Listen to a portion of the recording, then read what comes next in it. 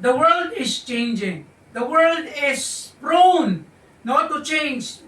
Prone to, no, sa mga bagay na hindi talaga walang permanente sa mundo.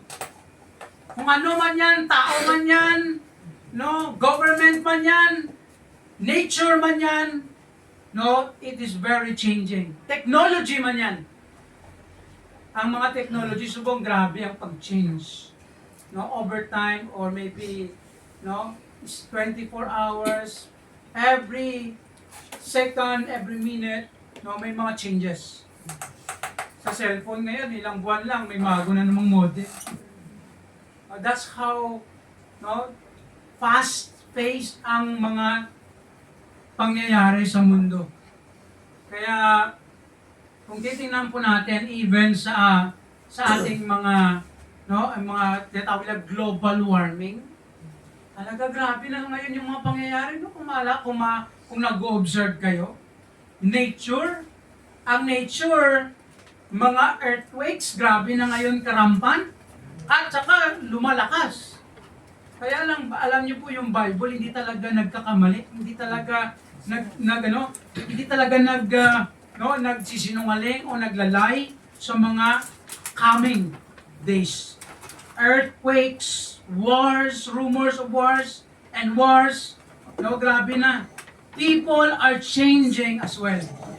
Kaya po, we cannot fully rely to anything that we have or anyone in this world. Kaya po, tandaan po natin, whatever changes that we can see or experience in this world, always remember that there is Jesus that never changes. Yan po ang encouragement po natin, ang challenge for this morning sa ating buhay as Christians. Kaya lang po tayo, pag nakita po tayo yung may mga tao o mga bagay na nagbabago or getting worse or getting worse or getting better, no, that is understandable.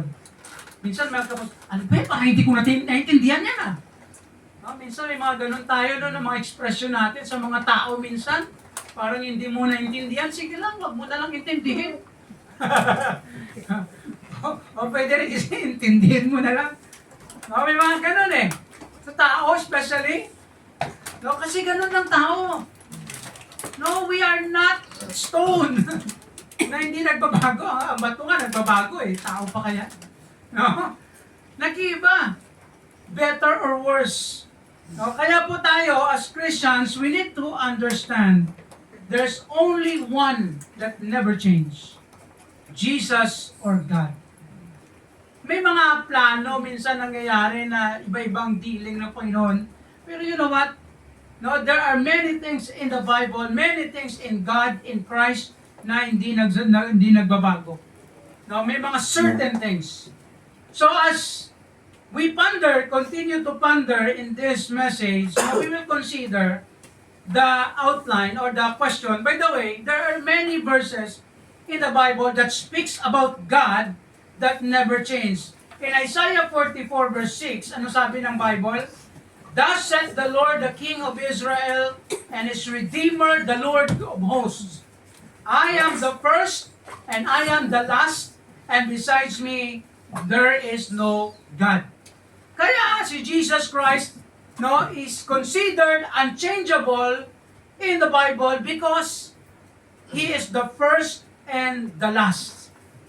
Anong ibig sabihin ng first and the last? In Revelation, makikita din po natin yan. No? Hindi ko pala nalagay ditong Revelation nata. Pero mamaya siguro sa ating, nakalimutan ko ilagay. That Jesus Christ is the Alpha and Omega, the beginning and the end. Revelation chapter 1, verse 4 or 8. Tingnan po muna natin. Nakalimutan ko tayong ilagay kagabi. Sabi dito sa verse 8, sa Revelation chapter 1, it is a claim of Jesus, I am Alpha and Omega, the beginning and the end, said the Lord, which was, and which is to come, the Almighty. So si Jesus, kung ano man siya noon, siya pa rin ngayon, at siya pa rin magpakailanman.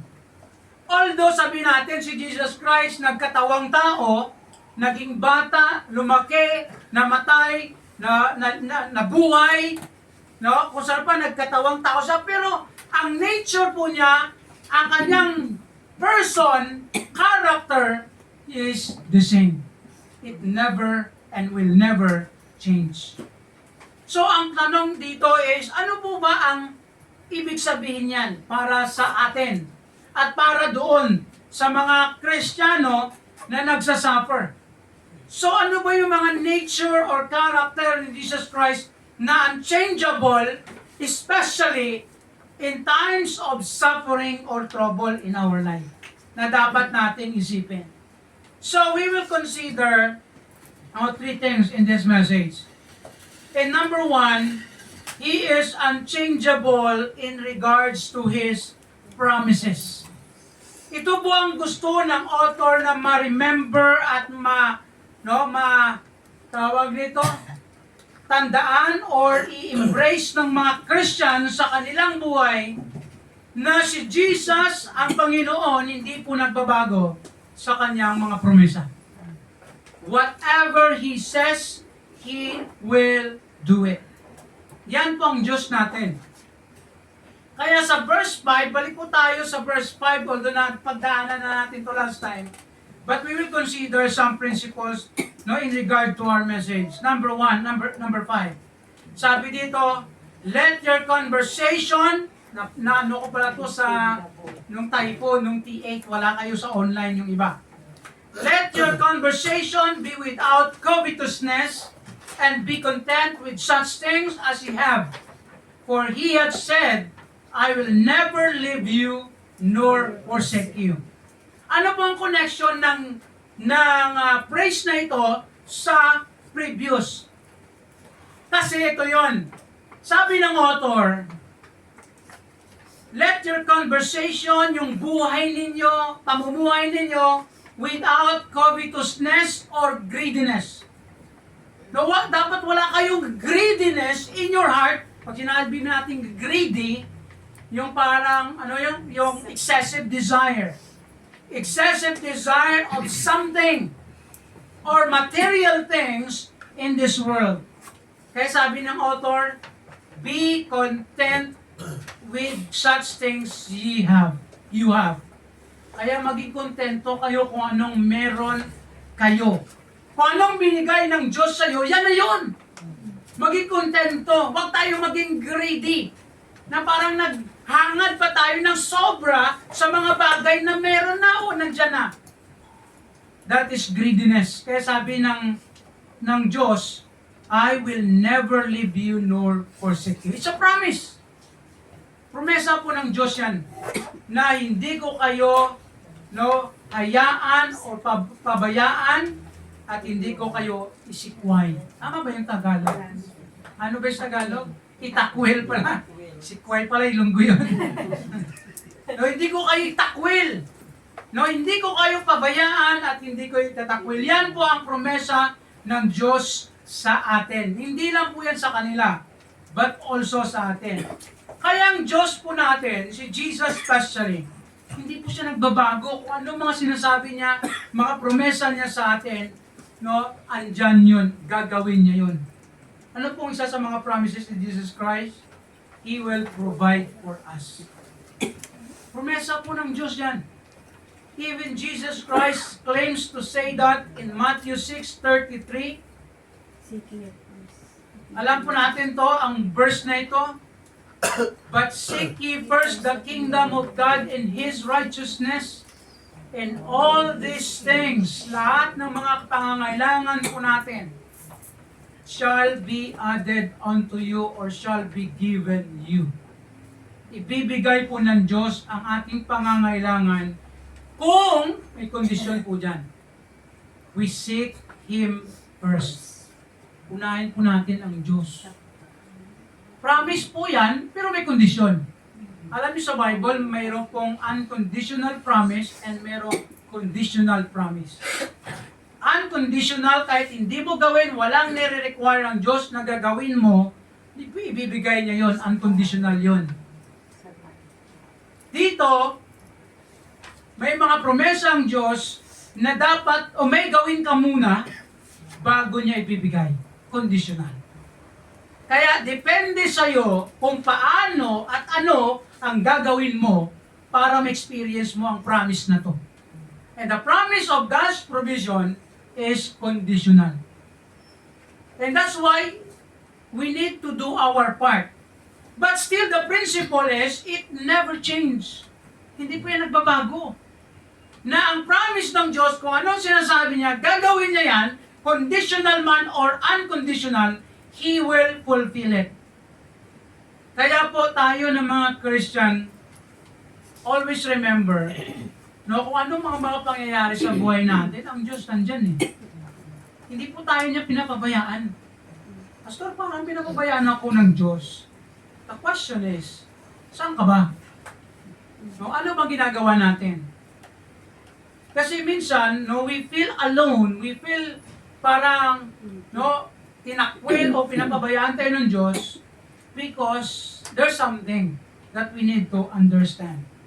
Kaya po ang promise of provision in the Bible may condition eh. And many promises in the Bible na kailangan natin i-fulfill or gawin muna natin ang mga kondisyon ng Panginoon. Kaya isa sa mga kondisyon ng Panginoon, hindi po dito nalagay, no, sa provision is, number 1, you need to be faithful on your giving. Sometimes, no, it's hard to understand, no, these things na, Lord, bakit parang, no, hard up ako most of the time, lagi-lagi na lang. The question is, are we giving to God? Are we returning to God what is? Or are we following His principles and guidelines in the Word, what to do, how to do, in the things that God has given us? Kaya po, ang promise niya, even sa Philippians 4:19, wala po dito, but my God shall supply all your needs according to His riches. No, sabi ni Paul sa mga Christian sa Philippi, no, ang Diyos ko ibibigay niya lahat, no? But my God shall supply all your needs. Bakit niya sinabi 'yon? Dahil ang mga tao doon sa Philippi, nagpadala sila ng gift or support kay Apostle Paul sa kanyang ministry or mission. Dahil sa kanilang generosity, dahil sa kanilang faithful support, no, sa kay Paul sa kanyang mission field sa ministry, yun sinabi ni Apostle Paul na my God, no, shall supply all your needs. Ganun po ang promise ng Diyos. At ang promise ng Diyos, binigay po niya yan sa mga, no, nagbibigay o nagsusunod sa Kanya. The promise of God's provision is depend on what you do and how you obey Him. Pastor, kahit yung, may mga iba naman hindi nag-obey, pero meron pa rin. Pero ito maganda sa Diyos. Hindi ka naman totally napabayaan ng Diyos na parang, kasi may mga, ang Diyos pa rin may mercy. No, na kahit minsan medyo nagkakamali ka, pero binagbibigay pa rin ng Diyos. Pero yun lang, hindi full. Partial siguro, no? Or, ano ba yung tawag? No? Hindi siya full, half siguro, or 1/4. Ang masaklap yun, baka 1/8. Mas maliit. No? Kaya, that's why we need to trust and rely on His promises and follow His condition if there is. And secondly there, makikita po natin the unchangeable promises of God is He will protect us. No, ang promise ng Diyos na proteksyonan po tayo, isa po yan sa mga makikita po natin sa Bible. Kaya in verse 6, no, balik po tayo sa verse 6, sabi dito ng author, so that we may boldly say, maging matapang tayo sa pagsabi nito, the Lord is my helper, and I will not fear what man shall do unto me. It is a response sa promise ng Diyos, dahil ang Diyos promise, I will never leave thee nor forsake thee, and the promise of God that I will help you, I will protect you, sabi ng author, I will not fear what man shall do unto me. Kung ano mang gagawin ng tao sa akin, hindi ako matatakot. Ang tanong, Pastor, hindi ka ba masasaktan? Masasaktan ka pa rin. Di ba? May mga time na i-allow ng Diyos ang mga hurtful, painful experience in our life. May mga bagay minsan na hindi maiwasan. Di ba? Masaktan ka, magawan ka ng masama. It is part of that life, and journey. May mga bagay na ganun. Ang tanong ba, Pastor, hindi ba na-protect ni Lord yan? I don't think so. Because the promise of God that I will protect you is intact in the Bible. Kaya sabi ng author, I will not fear what man shall do to me. He is not saying, I believe that God will, parang i-abolish niya ang mga painful or harmful na ginagawa ng tao. Hindi ganon. Hindi siya matatakot kung ano mang gawin ng tao sa akin. Why? Because God is his protector. He is the one who can protect him in any way and any means. Alam niyo po ang Panginoon minsan, may mga ginagawa siya na hindi natin alam. Na later on na lang siguro ma-realize mo, salamat kay Lord kasi kung, di ba? Kung natuloy ako, kung ganito, mas lalo pa sana ako mapahamak. Di ba may mga ganun? May maraming testimony na ganun. Na hindi po natin minsan na-realize o maybe nakita unconsciously ang Diyos pala nagpo-protect sa atin. Minsan nabunggo ka lang dyan. Pag nabunggo ka, hindi pa ako na-protect ni Lord, malay mo, baka mas malala yung nangyari kung hindi ka nabunggo. Di ba? Minsan na kagat ka ng langgam, tapos yumuko ka, pala may dumaan pala dun sa ulo mo, sana matamaang. Di ba? That's how God protects us sometimes. Na hindi po natin na-realize o maybe unconsciously. And there are many times that we can experience God's protection. Am I right? Buti ka na sana mahulog eh. Buti na lang nakakapit ka. Di ba may mga ganong mga experience, tapos, Lord, thank you, patay sana ako. Minsan, munti ka na mabangga. Minsan nagbabike. Walang munti ka na kung tumawid sana ako dun. Sana ako ng sasakyan. That's how the Lord protect us.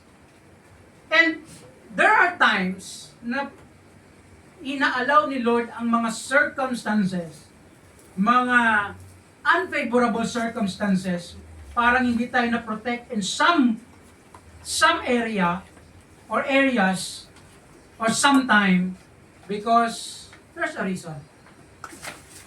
May mga reason ng Panginoon na inaalaw niya yung mga events or maybe accidents because may mga gusto siyang ma-realize ka sa buhay.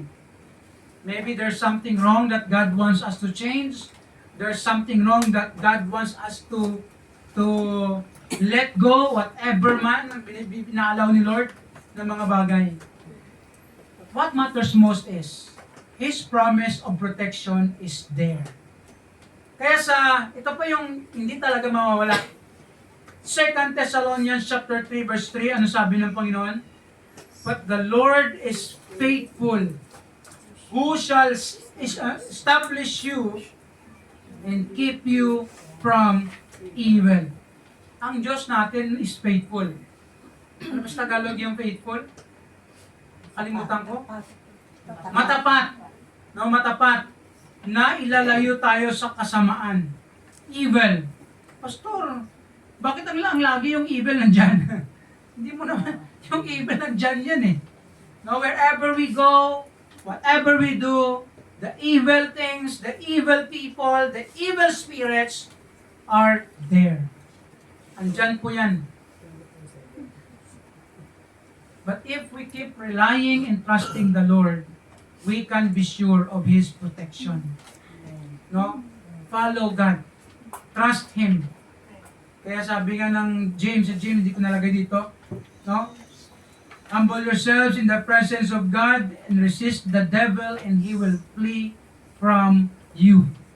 No, we have this power and authority to resist, to fight, no, or to battle with this evil, because our God is our protector. He's faithful. He is there for us.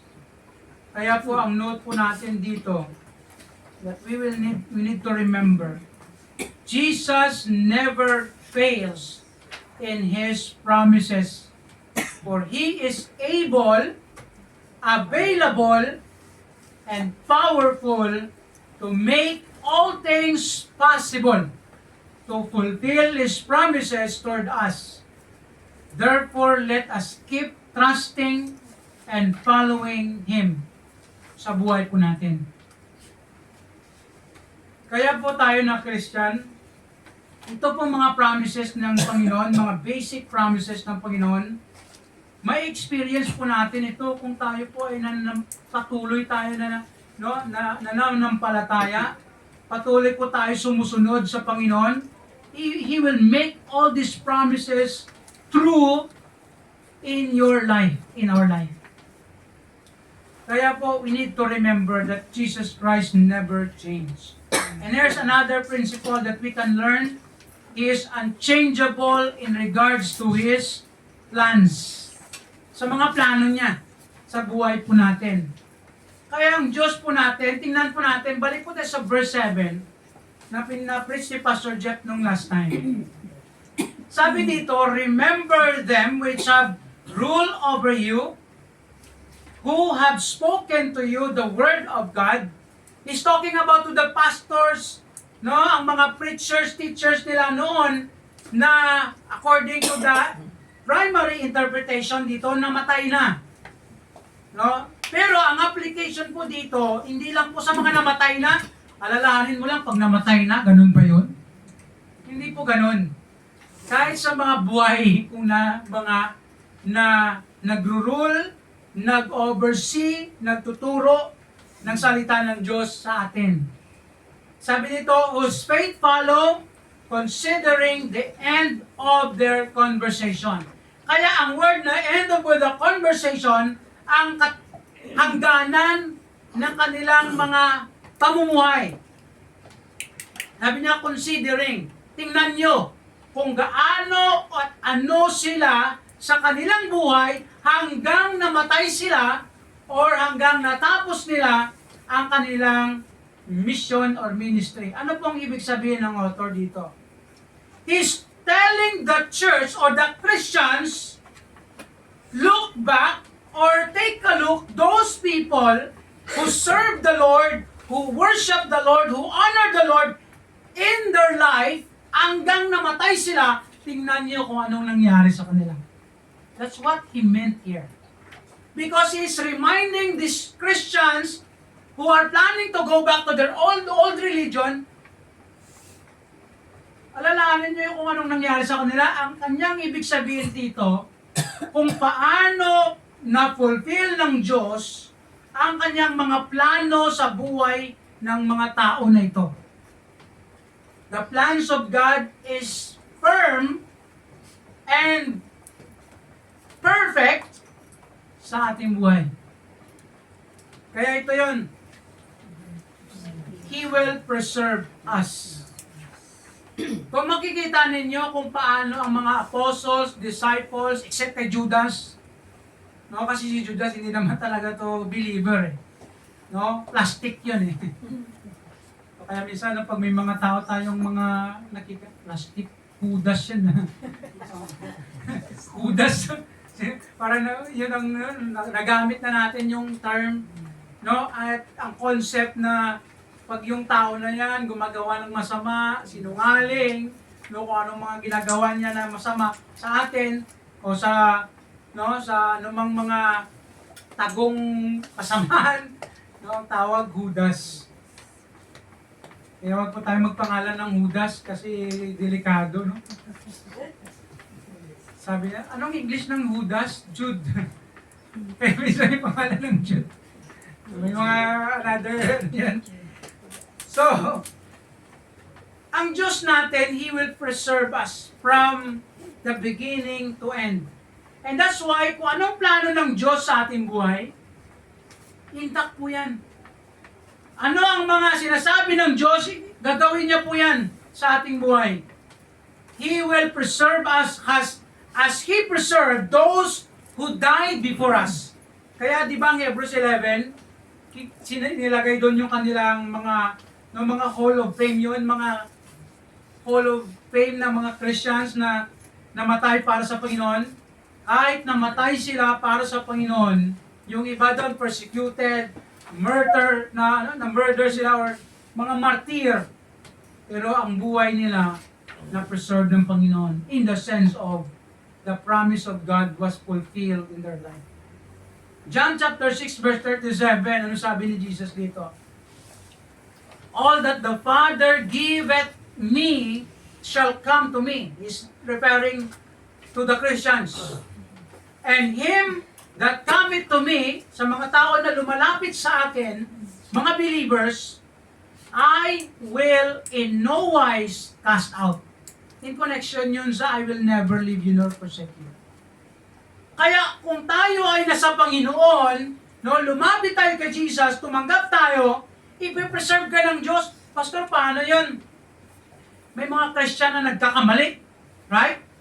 Nagkakasala, maybe bumalik sa mundo, nagkaroon ng mga failures in life, terrible failures in life. But you know what? I believe ang totoong Kristiyano, kahit paano man nagkawindang-windang ang buhay niya, there will be a time that he or she will come back again to God. Amen. Do you believe in that? Amen. Ang totoong Christian, ibabalik at ibabalik yan ng Diyos sa kanyang presensya, sa kanyang landas. Kung hindi man siya bumalik, nagmamatigas yan, anong gagawin ng Diyos? Kunin ka na lang ni Lord. Yes. No? Kung hindi ka madala sa palo, anong gagawin? Papauwiin ka naman. Kasi tapos na eh. No? Hindi ka na ayan po, ang diling ng Panginoon. No? Kaya po as Christians, we need to remember that I believe, no, ang isang totoong Kristiyano, bago siya mamatay, kung papatayin man siya ng Panginoon, darating sa point na talagang ma-realize niya, it's too late. No? It's too late. Anong too late? Too late na i-extend ni Lord yung buhay. Kasi, nagkaroon ng hindi magandang nagawa. Consequence, kumbaga, another word. Kaya po sa Christian life, He will never cast us out because He will preserve us until He will bring us. Kaya minsan may question Pastor, bakit bata pa, namatay na? God knows. He's the one who is in control. Bakit hindi pa siya umabot ng 70, namatay na? Anong gagawin natin? Kasi ang Panginoon ang nakakaalam. As long as that person is a Christian, praise the Lord. Heaven pa rin yan Ang mga bata, mga wala pa kamuang-muang na bata, I believe that they will go to God. Amen. Kasi wala naman sinabi sa Bible na may mga infants or baby or, di ba, children sa hell Kasi yung mga bata, wala pang understanding yan Especially mga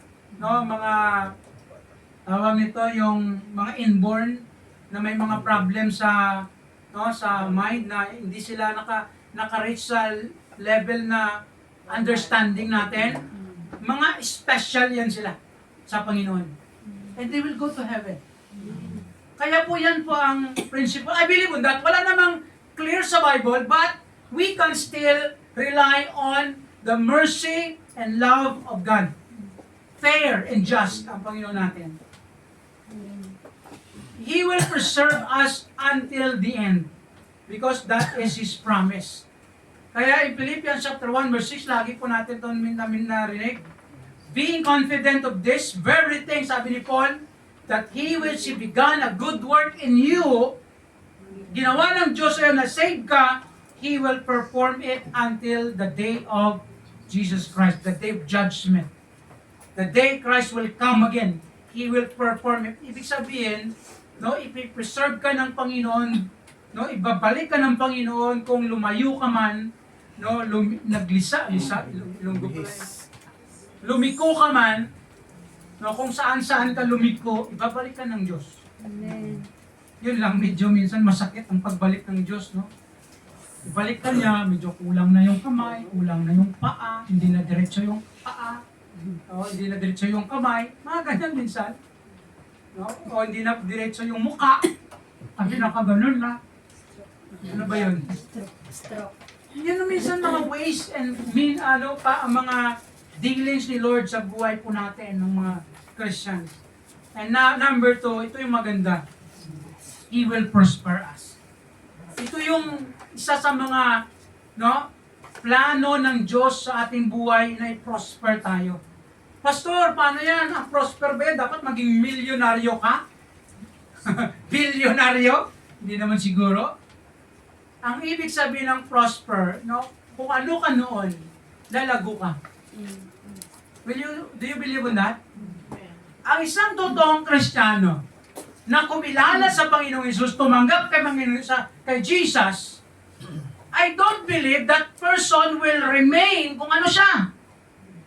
Especially in status, no? Kung ano ka noon, no, hanggang dyan ka na lang, mamatay ka, hindi ganun ang Panginoon. Kaya lang, kung ikaw siguro maka-notice ka, kung ikaw ay totoong Christian, na ibang buhay mo noon sa ngayon. Kung matagal ka na Christian, ha? Amen. Kung bago ka, parang maybe hindi mo pa makikita, pero kung ikaw ay matagal na Christian, you will see na talaga ibang buhay noon sa ngayon. Amen. Ibang, kung titingnan mo yung tawag nito, yung ang contemporary, yung karang mga ka-playmate mo noon, classmate mo noon, di ba? Kung babalikan mo, mga classmate or friends mo noon, na sila ay hindi sila lumapit sa Panginoon, hindi sila naging Christian hanggang ngayon, tapos ikaw naging Christian ka noon, hindi naman tayo nagsasabi, nagmamayabang na, tumaas ka o something, but makikita mo, ang kanilang buhay, ang buhay mo, iba. Kaya minsan pag yung makikita ko yung mga dati kong mga kilala, tapos hindi naging Christian, sabi ko sa sarili ko, Lord, kung hindi siguro ako naging Christian, baka parehan. Hindi naman tayo nagdi-degrade, no? Baka yung buhay ko siguro baka ganyan din. Anong ganyan? Parang walang improvement. No, nag-i-enjoy lang kung anong, especially sa mga kasamaan. And that's how God prosper us. No, binabago niya yung buhay natin, binabago niya yung sarili natin, hindi naman perfect, pero nagbabago. Amen? Amen. Nagbabago ba tayo? Amen. No, kung ano ka noon, iba ka na ngayon. O baka kung ano ka noon, ganun ka pa rin ngayon, delikado yun. Pinoprosper ng Diyos yung buhay natin. In that way. Kaya ito po, ang verse na ito, promise to ng Diyos sa mga Israelites, primarily. Pero ang principle, ang truth nito, it is for us also. Sabi ng Diyos sa mga Israelites noon na nagsasuffer sila sa enslavement o sa kanilang captivity, for I know the thoughts that I think toward you. I know the plans, another translation. Said the Lord. Plans or thoughts of peace and not of evil, to give you an expected end. Ang another translation, nagsasabi, to prosper you. To give you a future. Wonderful, amazing future. In fact, mayroon pang verse sa Joshua 1:8, kung alam nyo yon, Joshua 1:8. No, very tawag nito, common po yan na passage in the Bible. Ito din po sinabi ng Diyos sa mga Christians noon, sa mga Israelites. Joshua 1:8. Kaya sabi niya dito, this book of the law, the scripture, the Bible in our time, this book of the law shall not depart out of thy mouth, but shall meditate therein day and night, and that mayest observe to do according to all that is written therein. For then thou shalt make thy way prosperous, and then thou shalt have good success. Ito pong plano ng Diyos sa ating buhay. He wants us to prosper. He wants us to be successful. Do you want that? Do you like it? Do you want that to happen to your life? Follow God. Obey His word. Kaya yung sabi, this book of the law, that is the scripture, that is the Bible in our time.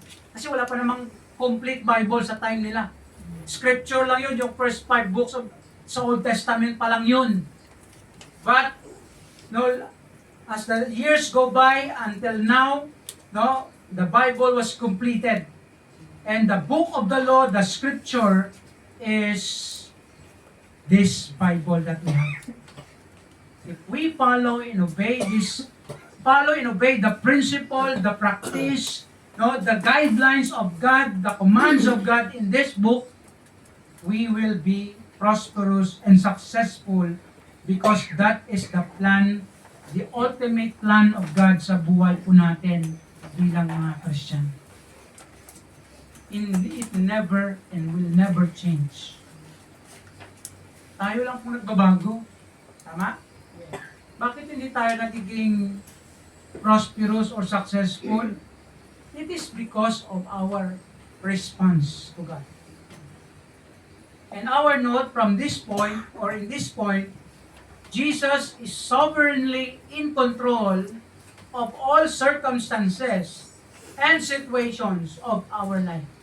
Tandaan po natin kung ano man mga nangyayari, ano mga sitwasyon na meron ka, napaloob ka o nangyari, na inaharap mo, always remember that God or Jesus, siya ang in control.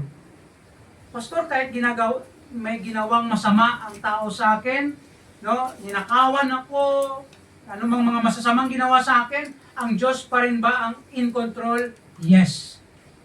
Kasi ang Diyos minsan, ina-allow niya yung mga bad circumstances for us to learn, for us to understand, and for us to change. Kasi may mga gusto ang Diyos mangyari sa buhay natin. Para tayo mag-grow, maging prosperous, o mag-change ang buhay po natin.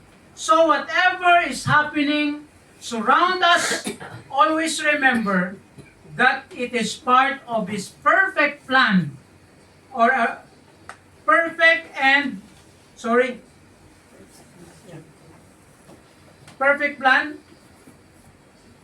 unchangeable pala, nagbalik ako sa remember, and unchangeable plan for each of us.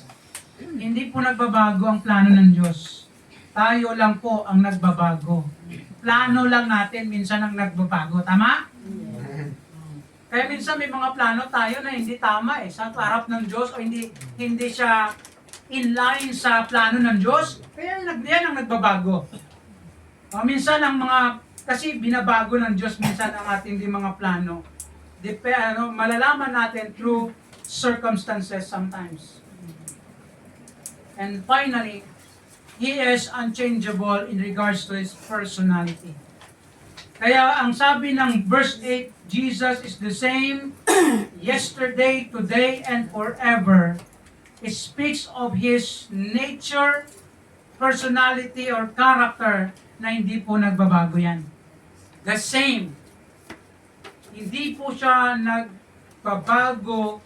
Kung ano man siya noon, siya pa rin ngayon at magpakailanman. Although sabi natin, Pastor, paano yun? Si Jesus Christ noon, spiritual lang siya, no? Old Testament time, para ng New Testament, nagkaroon siya ng katawan, nagbago ba? Nagkaroon na siya ng katawan, pero hindi pa siya nagbago.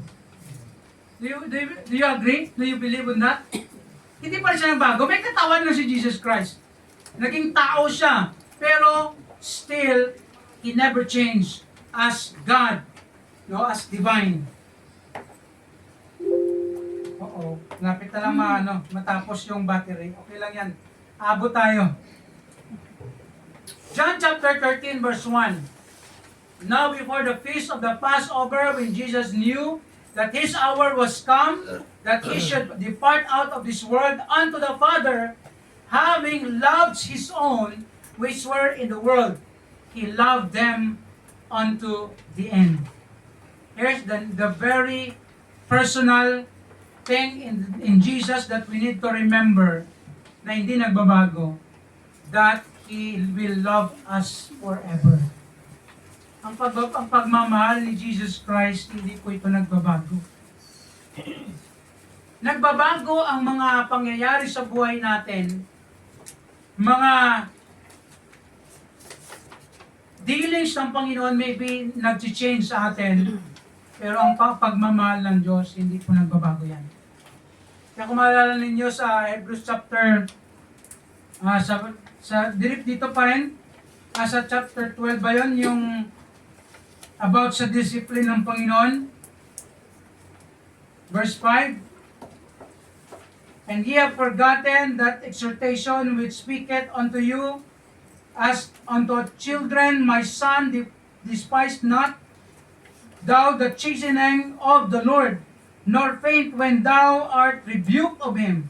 For whom the Lord loveth, He chasteneth, and scourgeth every son whom He receiveth. Mahal tayo ng Diyos at hindi po yan magbabago.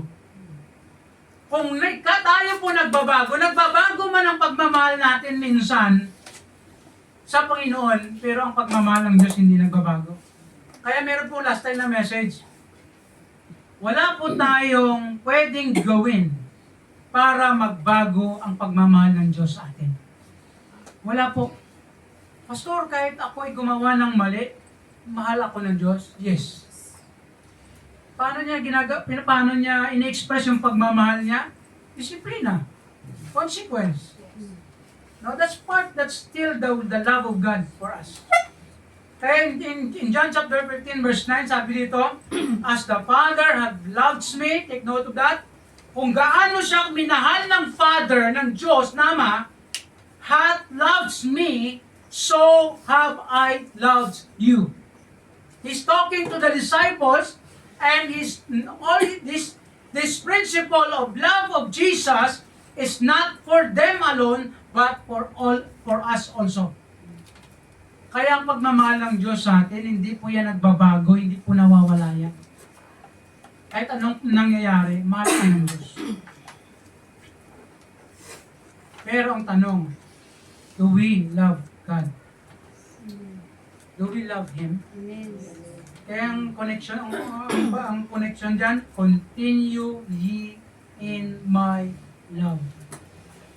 Anong ibig sabihin ni Jesus Christ, magpatuloy ka sa aking pagmamahal? Anong ibig sabihin ni Jesus Christ? Kasi sabi niya, I have loved you, pero magpatuloy ka, continue ye in my love.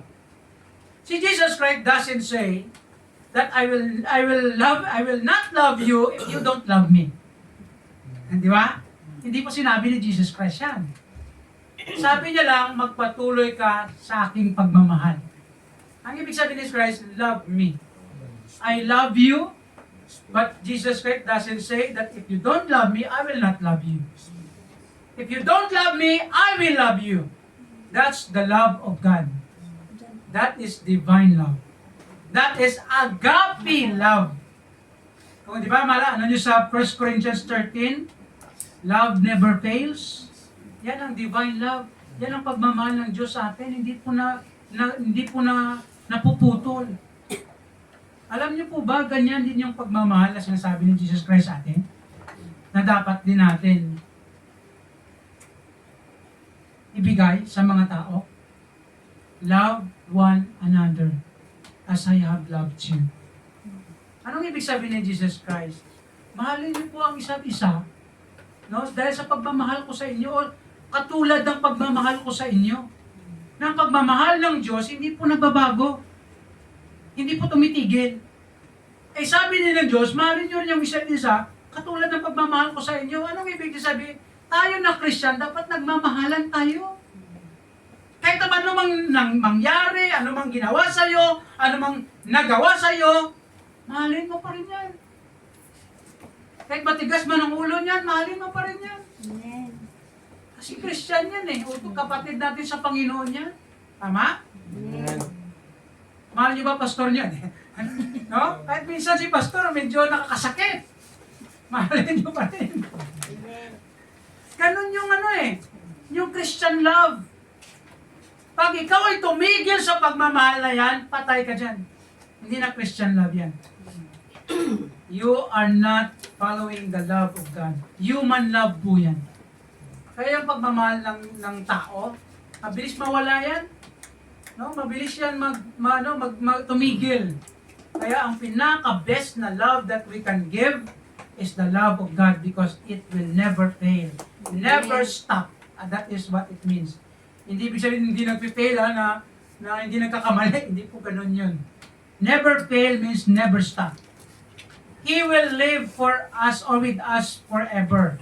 Kaya ang Bible nagsasabi, I will never leave you nor forsake you because Christ will live with us forever. Kaya ang pangalan ni Jesus Christ, Emmanuel. God with us. Isa sa mga pangalan niya. And here's another principle in the Bible, Romans 8:38 and 39. For I am persuaded, sabi dito ni Paul, that neither death, nor life, nor angels, nor principalities, nor powers, nor things present, nor things to come, walang mga bagay, nor height, nor depth, nor any other creature shall be able to separate us from the love of God, which is in Christ Jesus our Lord. Wala pong may makahiwalay po sa atin sa pagmamahal ng Diyos o sa Diyos o kay Jesus na bagay sa mundo or anything. Hindi po tayo mawawala sa Panginoon. Hindi po tayo mawawala sa pagmamahal ng Diyos. Kaya po wala pong sino man ang makakatanggal o makakuha ng pagmamahal ng Diyos sa ating buhay. Yan po ang Diyos na unchangeable. Kaya alam niyo po bakit sinabi ito ni Paul sa mga Christians? Dahil nga sa mga pangyayari, mga persecution, mga masasamang circumstances, nasabi niya, always remember, mahal kayo ng Diyos. Mahal ka ng Diyos, mahal siya ng Diyos, kahit gano'n yung katigas ang ulo mahal ng ni Lord yan. Kaya, dapat mahalin din natin yan. Tama po ba? Amen. Kaya alam niyo po sa atin na Christian, no, kahit minsan nagkakaroon man tayo ng mga sakit na mga, no, nasasaktan tayo minsan, no? Pastor, bakit ako hindi minsan? Parang always? Hindi always. Hirap naman yung always. No? Marami, most of the time, medyo masakit yan. But, always remember that kahit gaano kasakit man ang mga experience natin from other people, from other Christians, the Bible says, love them. Let us love one another. Yun po talaga ang principle ng Bible. Kasi hindi po nagbabago yan. Hindi po natin ma-change yan. Ang magagawa po natin dyan is sundin po natin yan. Kahit gaano man kasama, no, ang nagawa ng isang tao sa atin, sabi ng Diyos, love them. Pastor, parang ang hirap talaga magmahal. Ang hirap talaga magmahal, tama yun. Kung ang pagmamahal po natin ay nakababase lang sa tao na pagmamahal. Pero kung ilagay po natin sa pagmamahal ng Diyos yan, tinitingnan po natin ang tao na sa paningin ng Diyos, perspective ng Diyos, mali-learn po natin na mahalin, patawarin, no, tanggapin, gawa ng mabuti, ang tao na yan dahil yan ang totoong pagmamahal ng Diyos at binigay ng Diyos sa atin. Christ is our forever loving, caring, and faithful Lord and Savior. Andyan po si Jesus. Therefore, let us not stop trusting Him, praising Him, no matter what is happening in our life. Kaya huwag po tayo tumigil, mga kapatid, na manampalataya, sumampalataya, o i-surrender lahat sa Panginoon, at huwag po tayo tumigil na magsamba. Huwag po tayo tumigil na magpunta sa church. Kung hindi mo kaya pumunta sa church, hindi pumunta ka sa iba. Basta may church. Kasi pag wala kang church, wala na yun. Ibig sabihin, you stop loving. You stop practicing the truth and principle of God to love one another. Kaya alam nyo, questionable ang mga claim to be Christian pero walang church. Wala silang home church o local church. Questionable yan eh. It means you stop loving people. Why? Ayaw mo na siya makita eh. Ayaw mo nang gawin yung tama. Tama? You stop loving people. As Christians, you need to continue praising the Lord no matter what. And that is true love. How do you see Christ in your life? Paano natin tinitingnan si Jesus? Are we experiencing His promises in your life? Do you rely and depend on Him in times of trouble?